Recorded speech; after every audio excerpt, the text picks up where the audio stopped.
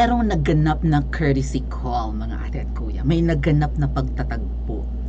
At sa tingin ko, ang pagtatagpong ito ay parang meron na namang nalagas na supporter si President Bongbong Marcos Jr.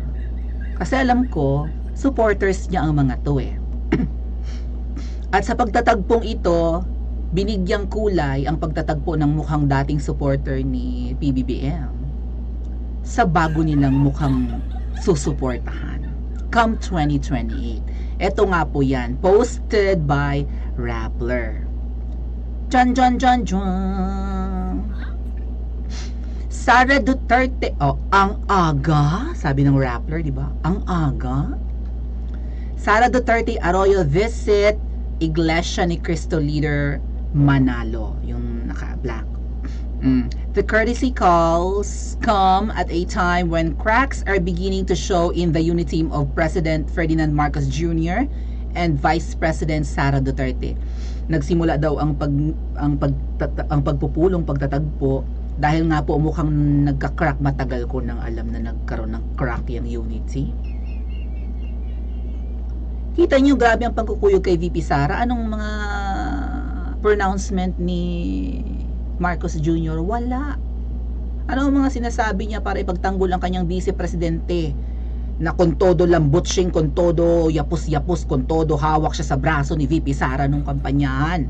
As if jowa niya si VP Sara para kilig-kiligin ng mga tao.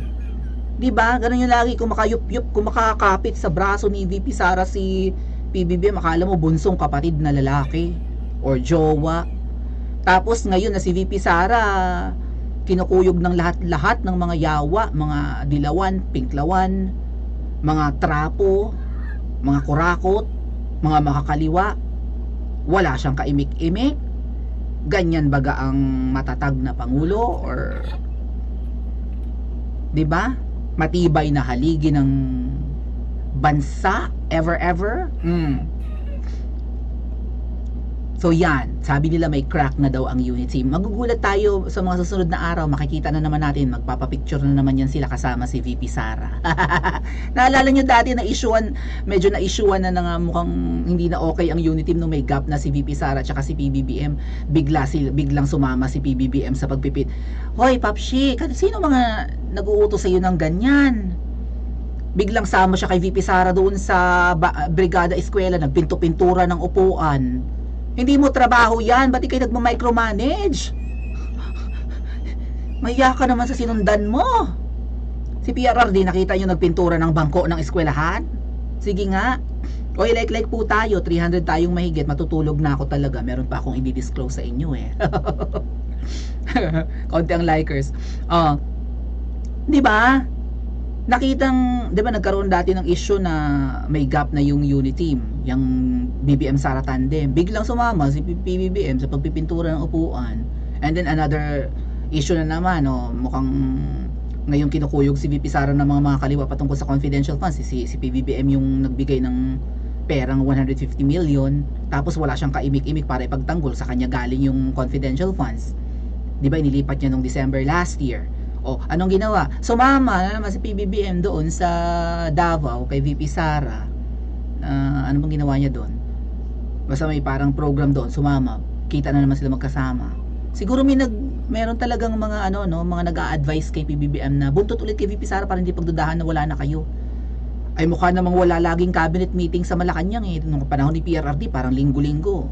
Parang twice a week, baka thrice a week pa nga nagmi-meeting ang lahat ng mga secretaries at ang pangulo. Ngayon, nakikita nyo laging nagse-selfie si VP Sara, mahilig mag-selfie. Diba? Pag may mga taong gustong makipag-selfie sa kanya, siya mismo humahawak ng cellphone. Nakita nyo nag-picture si VP Sara sa Malacanang kahit once a week? Hindi. Mukhang walang nangyayaring cabinet meeting. Bahala kayo sa buhay nyo, basta you can deliver. Ganun ba yun? Basta you can deliver the goods, that's it. Wala nang meeting. Go, pash-pash na. Kakaiba. Diyos ko, hindi man lang mapantayan ang dating performance ng PRRD, di ba? So ang alam ko po kasi, itong si Manalo at ang Iglesia ni Cristo ay BBM support. Marcos talaga ito, solid Marcos sila eh, di ba? Marcos supporters ang parang yeah, sa lahat ng mga Christian religion ba ang tawag sa kanila or sect, kasi maraming Christian churches di ba sa Pilipinas, or kung ano man sekta man, kung ano man tawag sa kanila, sila yung pinaka solid. Kung ikukumpara niyo sa Catholic, mas solid ang iglesia. Ang Catholic hindi kilala na may solid vote kahit na pinakamalaking simbahan at 'di ba at religious sect ang Catholic dito sa Pilipinas, second to Vatican, pero hindi kilalang solid ang boto ng mga Katoliko. Marami pa yan, 'di ba? Jehovah's Witnesses, meron pang ano pa ba? Yung El Shaddai, may pa El Shaddai pa, no? At kung ano-ano pang relihiyon meron or sekta. Pero ang kilala po talagang solid ang boto ay ang iglesia. Kapag yun yung usapan, di ba? Pag sinuportahan ka ng iglesia, sure win ka. Kaya nagtataka po noong 2016, paanong natalo si BBM noon ni Lugaw. Kasi ang suporta ng Iglesia ni Cristo ay wala kay Lugaw. Kay PBBM noong 2016, nung vice presidential position yung tinatakbuhan niya. So paano natalo? May mga 0 votes daw sa mga lugar sa Mindanao ang si PBBM, ay paanong hindi nakaboto sa mga lugar na yun ang mga iglesia naman ng mga bayan-bayan na yun or barangay doon sa Mindanao? Ay hindi naman lahat Muslim sa Mindanao 'di ba? May mga Christians diyan. So may mga iglesia doon, may mga Katoliko, paano walang boto sa mga lugar na yun? Si PBBM. At lagi po yan talaga, no? Inaantay yung announcement ng iglesia kung sino ang susuportahan nila. Actually, hindi naman talaga yata ina-announce, maririnig na lang natin to sa mga parishioners nila, sa mga miyembro ng Iglesia ni Cristo, di ba? Sa mga kakilala natin, sino ang inyong iboboto? Sasabihin, nag-aantay pa po kami ng ano sa taas parang ganon. Hindi naman talaga kami pinipilit, pero nagsasuggest po ang mga matataas daw sa iglesia, sabi ng mga kakilala ko. Nagsasuggest sila ng susuportahan, parang ganon. Pero hindi daw pinipilit ang mga iglesia, kaso mo solid sila 'di ba? Naniniwala sila kay Manalo at sa mga leaders ng iglesia sa kabutihan ng susuportahan. So 2016 sinuportahan na si PBBM, and for sure nitong last year, 'di ba? Pero ito na, nakipag-meet kay VP Sara ang iglesia. Ano ang ibig sabihin? Tumatalikod na baga kay President Marcos Jr. ang iglesia? Hoy, Martin, kung may pangarap ka, tamba kung may pangarap ka sa 2028. Ito na ang kinausap. Sabi nga ng Rappler, ang aga. Ang aga?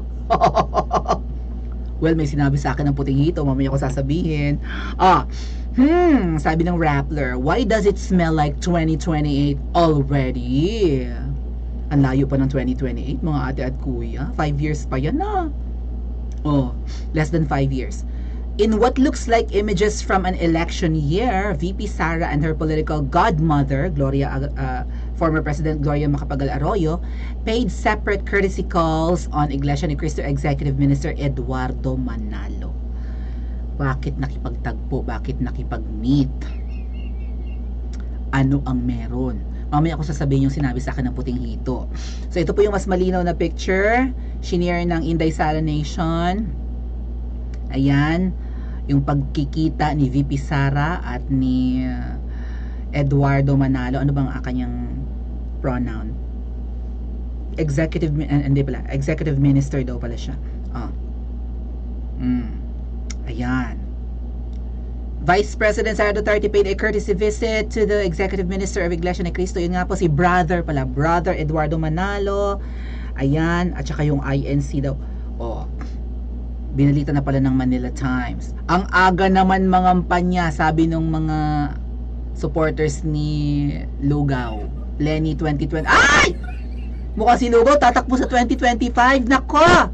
Hoy! Martin Romualdez, PRRD, Speaker Martin rather. Mukhang makakalaban nyo sa pagkasenador si Lenlen. May mga grupo na Lenny 2025. Ang 2025 po kasi ay senatorial elections yan, no, or local elections. Ang 2028 ang presidential elections. So 2028 pa tayo magkakaroon ng bagong pangulo. Pero mag-aantay pa ba tayo ng matagal? or pakikinggan ng langit ang ating panawagan. Ayan daw, ang aga daw mangampanya ni... Nangampanya! Nag-courtesy call lang, nangampanya na. Bakit? Nag-usap na... Nandun kayo? Meron kayong na-wiretap nyo pag-uusap? Nagtanong si VP Sara kay Brother Eduardo Manalo na, oy, sino ang presidente nyo sa 2020? Kaaga naman nun. Nagtanong agad si VP Sara?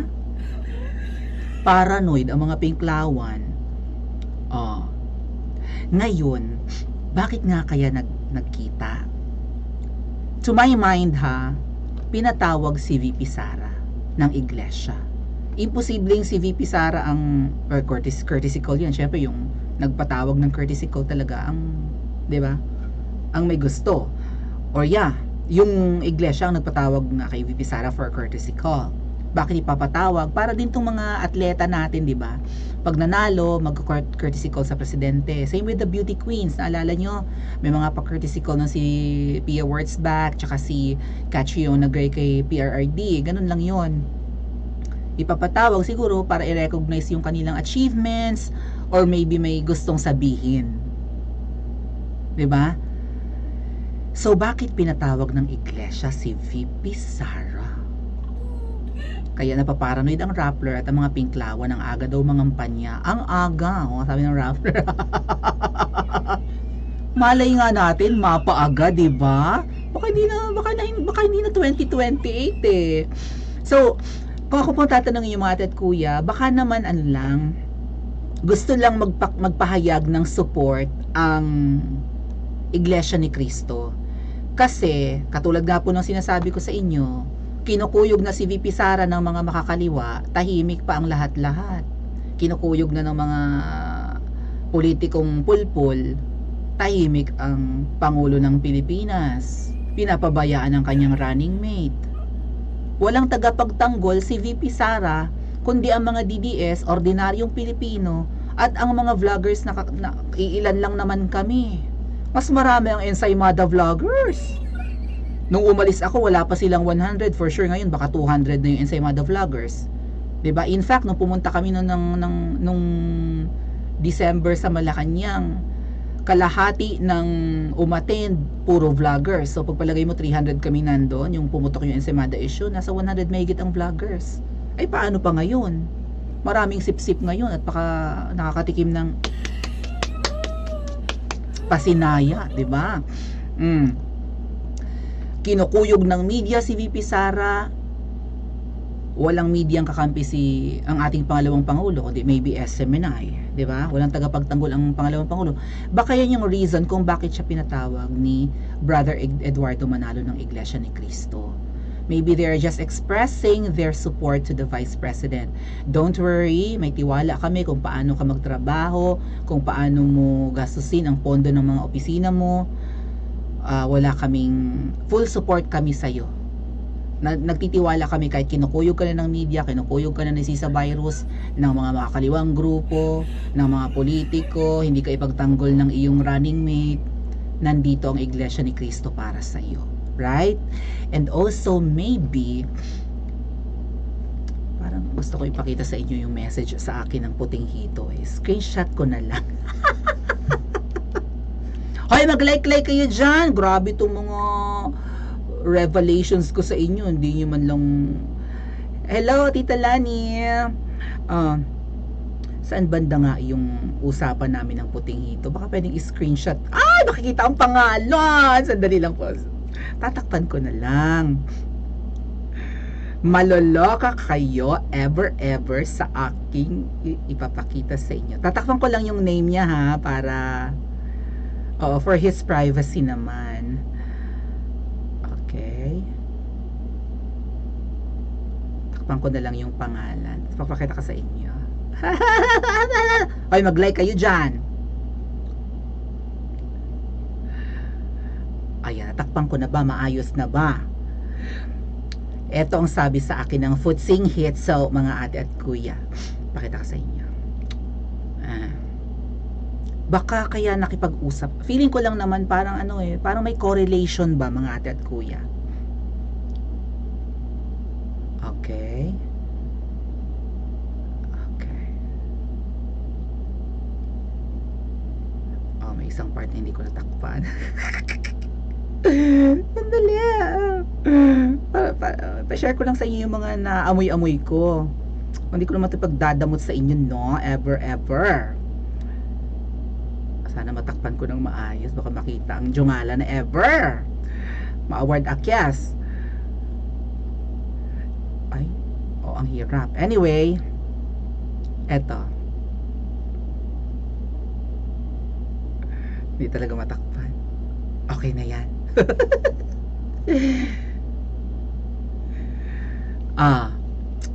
Ayan.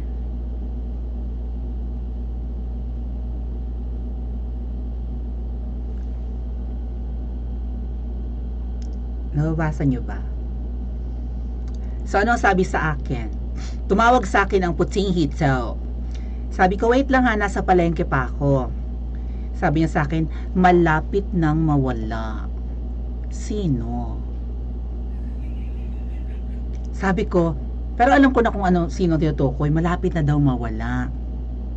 Or malapit nang tumalsik sa banga yung tinutukoy niyang tao. Sabi ko, totoo ba? I like it. Hihihi. Sino may sabi? Siyempre, kailangan may details, di ba? Bigla niya akong i-message na malapit nang mawala, tapos walang detalye. Sabi ko, sino may sabi? Sabi niya, aba, magtiwala ka lang sa sinasabi ko. Hello, shoutout, baka nanonood ka. Sabi ko, ay, oo naman, may tiwala ako. Parang gano'n, no? Excited na, Mia. Hindi kaya malapit nang mawala ang kung sino man? Kaya may mga pa-courtesy call na rin si VP Sara? Aba, i-comment nyo yan sa comment section at mag-like and subscribe na rin po kayo. Okay?